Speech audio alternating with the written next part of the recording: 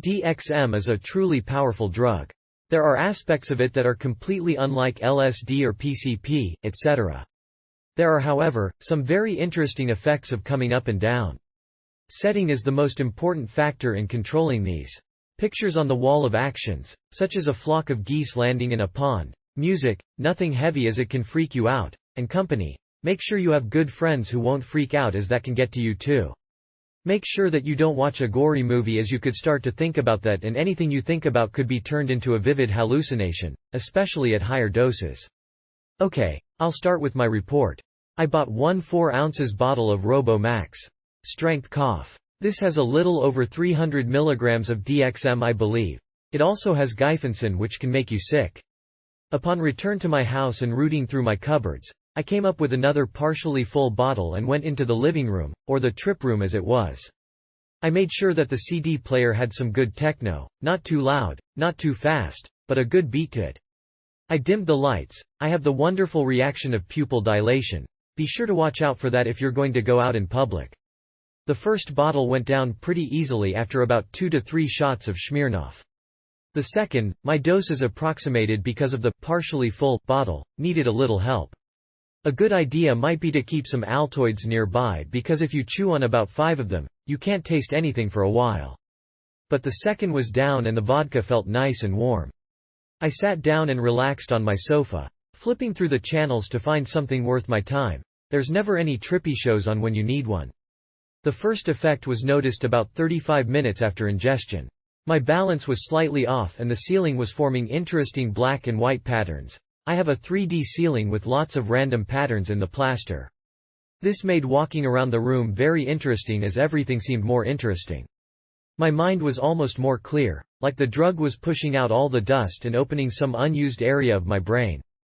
The second effect, possibly called the first plateu, I think it's supposed to be somewhere around 10 times the effect of marijuana, was a dropping away of all worldly cares. Extreme euphoria made everything okay, but locomotion was extremely hard.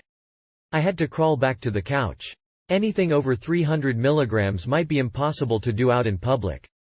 The third, and expected, effect occurred about an hour after ingestion. I glanced up towards the ceiling and almost hit my head on it. Well, it looked like it was just inches from my face. The picture on the wall, a flock of ducks instead of geese that were landing in a reed-surrounded pond. And I mean that they were at that moment landing, swimming out of sight and coming around for another splash landing. This was possibly the most interesting thing I noticed. During the hallucinatory part, my sense of hearing seemed to come and go. I would notice that there was music playing, but forget about it moments later. The same for the TV.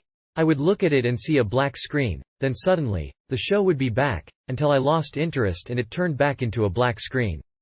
The biggest error I have ever done while tripping, is not locking my 2 cats in another room. One of them sleeps on the couch, and although seeing him there was only mildly interesting, when he yawned, I had to fight to keep control of the trip. Seeing his teeth had a terrifying effect on me even though I understood that it was just a yawn. Control regained, and the effects wearing off, I tried to go to sleep. I think I fell asleep about 5:30 am. Ingestion was at 11:30, and awoke to my alarm clock at 8:30. The ceiling was still only inches away from my face, but no other serious hallucinations were experienced. Although walking still had a trick to it, it was almost fun just to take a few steps in one direction and then in another. Footfalls both before and after the hallucinations were slightly set apart from the actual placement of the foot on the ground. I felt it after I knew I should have. There were no long-lasting effects, but I became very tired at the end of the day. Upon awakening I felt no traces of being tired, possibly due to the continued presence of DXM in my system. I must conclude that DXM is a very heavy trip.